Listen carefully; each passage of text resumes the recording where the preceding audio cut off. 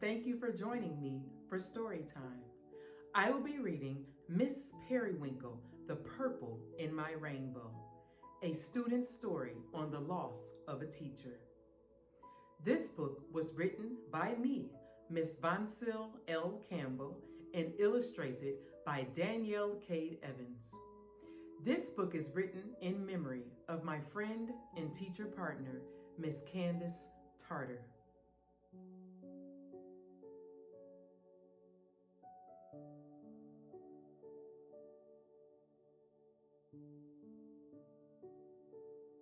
The first day of school is one of the most exciting days of the year. When I first started third grade, I was extremely nervous because it was my first time being dropped off at door number 3, the big kid door. My mom walked me to the sign with my teacher's name on it, kissed me on the head, and said, "Have a great first day of school, Lynette. See you later." A few minutes later, some of my old friends from second grade joined me in line, and that helped settle my nerves a little. Just before the bell rang, our new teacher walked toward us and stood next to our class sign. She was super tall, had a tiny nose ring, and a long scarf straight down the middle of her chest. Her name, Miss Periwinkle.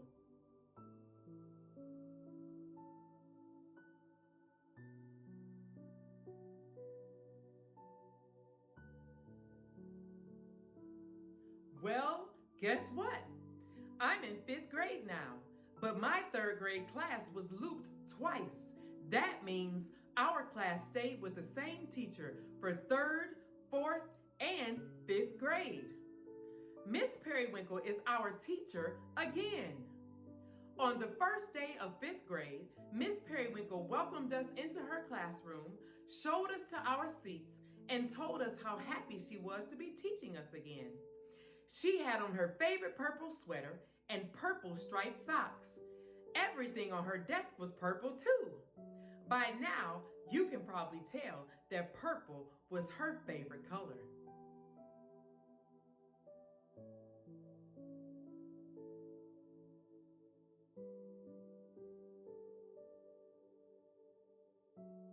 Fifth grade was going very well, but Mondays always seemed to be the longest day of the week. On a cold Monday morning, as usual, I was dropped off at door number 3. I was a bit sleepy because I'd stayed up past my bedtime Sunday night. When the bell rang, Miss Periwinkle picked us up from our door and said, "Good morning." She had a big smile on her face and was wearing her favorite purple scarf around her neck.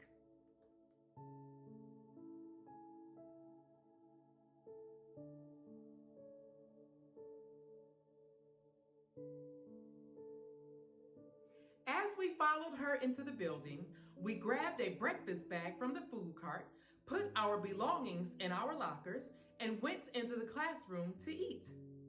As we were eating, Miss Periwinkle went over our weekly notes, reminding us that there was no school on Tuesday.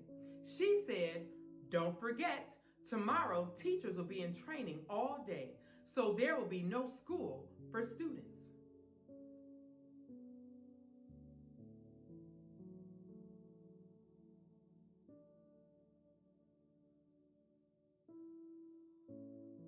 After breakfast, I had more energy and was ready to start my classwork. Our day opened with bell work and copying weekly notes from the board into our planners.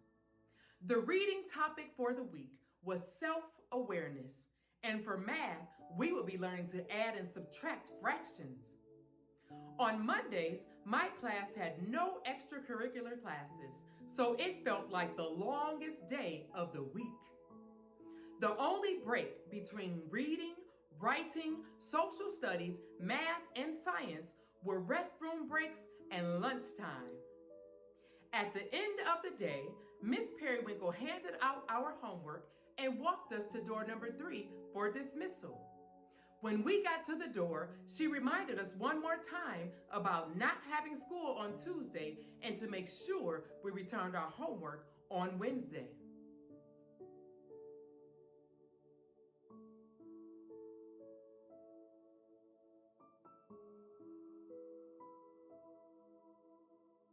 Since there was no school on Tuesday, I spent the day at my grandmother's house. My grandma cooked a big breakfast, listened to me read a book, and checked over my homework. When I was done, I spent some time playing outside until my mom picked me up and took me home. After Mom and I had dinner, I put my backpack by the front door and prepared for bed.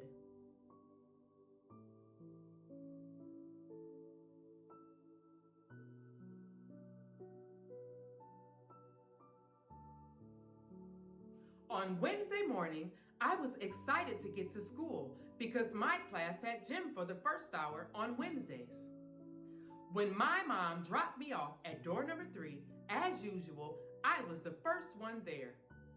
I chatted with my friends as they arrived, and we were looking forward to gym class.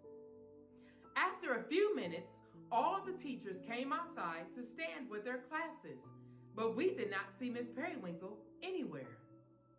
I wondered if she was going to be absent and if we would have a substitute teacher for the day. Miss Periwinkle had never been late picking us up before. Just as the bell rang, the school social worker, Mrs. Swift, walked over to our class and stood right in front of me because I was first in line. Very softly, she said, "Good morning. I will be walking your class into the building today, so please follow me." I asked her if Miss Periwinkle was absent, and she said, "Let's walk in quietly. I will answer your questions when we get inside."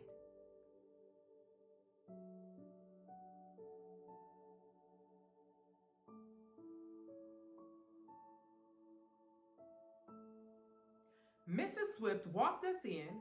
We grabbed a bag from the food cart and followed her upstairs. As we approached our classroom, I noticed that the door was closed. We were directed past our room and into an unused classroom at the end of the hall. Mrs. Swift asked us to enter quietly and have a seat wherever we were comfortable. As we entered the classroom, we saw some unfamiliar people in gray suits standing near the windows. Some of them had tissue boxes in their hands. When we were all seated, Mrs. Swift stood in front of the classroom with her hands clenched together and looking at the floor. When she looked up, she said, "Good morning again, boys and girls." Then she paused and said, "I am so sorry that our day has to start this way, but I have some very sad news to share with you all." She paused, took a deep breath and said, "Your teacher, Miss Periwinkle, died yesterday. I am so sorry."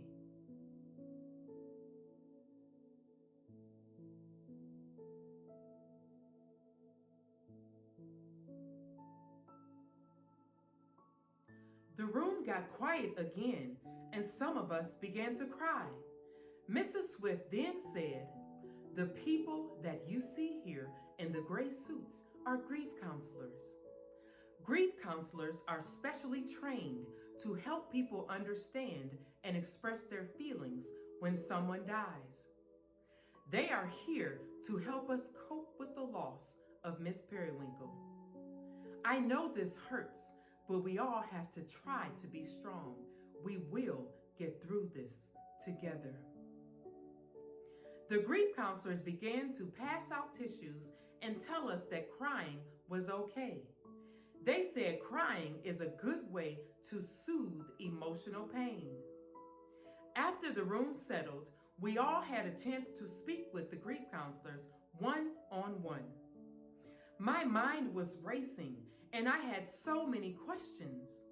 I know that everything that lives will die one day, but I still wanted to know why. The grief counselor said that it was okay to feel confused, sad, upset, or even a bit angry, and they assured us that healing would come with time.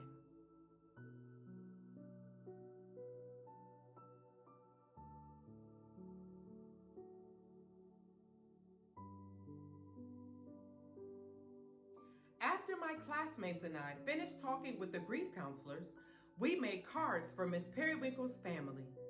We wrote notes in the cards about how much we loved her and how much we were going to miss her. When we were done, my classmates and I shared some of our favorite memories and were able to smile and laugh a little.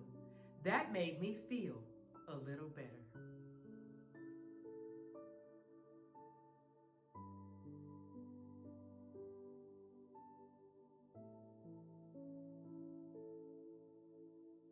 Just before lunch, Miss Swift passed out construction paper and asked us if we wanted to draw. One of my favorite things to do during art time was draw pictures for Miss Periwinkle to hang in our classroom. I usually drew pictures of animals, but this time I could not figure out what I wanted to draw. Mrs. Swift asked us to close our eyes and think of something that made us happy. I thought about rainbows and how I smiled every time I saw one after the rain. As I looked at the crayon box, I thought about Miss Periwinkle's favorite color, purple. I picked up the purple crayon and colored that part first. After I colored the inner layer of the rainbow purple, I thought of Miss Periwinkle's smile, and I began to smile too. I thought about all the times she encouraged me and told me that I could be whatever I wanted to be if I continue to work hard. I will hold on to that memory forever.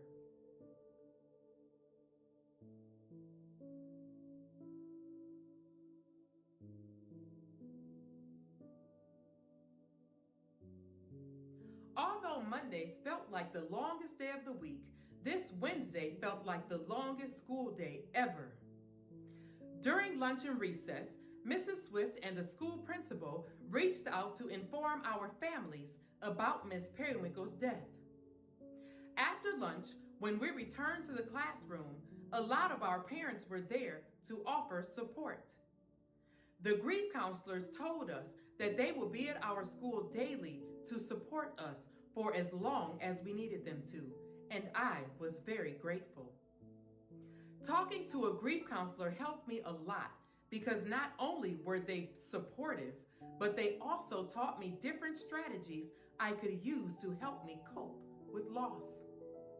My class really wanted to do something special to celebrate our amazing teacher's life, so we all put our heads together to come up with a plan. By the end of the day, we'd made a decision.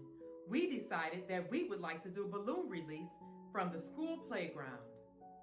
The balloon release was scheduled for the following Monday, and the entire school was invited. Mrs. Swift later contacted Miss Periwinkle's family and invited them to join us as well. Since purple was Miss Periwinkle's favorite color, we decided that on Monday we would all wear a purple t-shirt in her honor. On the day of the balloon release, the skies were gray and it started raining right before the morning bell rang. Mrs. Swift walked us inside and told us that the rain was not expected to last very long. After we had breakfast, Miss Periwinkle's family came to the school, introduced themselves to our class, and walked with us to the playground.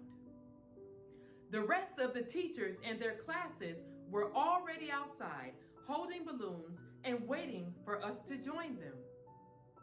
We walked onto the playground wearing our purple t-shirts and were each handed a purple or white balloon. Our class and Miss Periwinkle's family stood in the center of the playground, and all the other teachers and students stood around us in a huge circle. After a few people made remarks, we all put our heads down for a moment of silence. After a few minutes, Mrs. Swift then yelled out, "Hold your balloon up high, count to 3, release your balloon and say, 'We love you, Miss Periwinkle.'"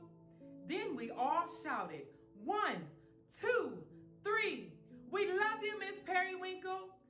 As we released our balloons and watched them float toward the sun, guess what we saw?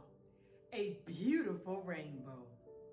That's when I smiled and whispered, Miss Periwinkle, you'll always be the purple in my rainbow.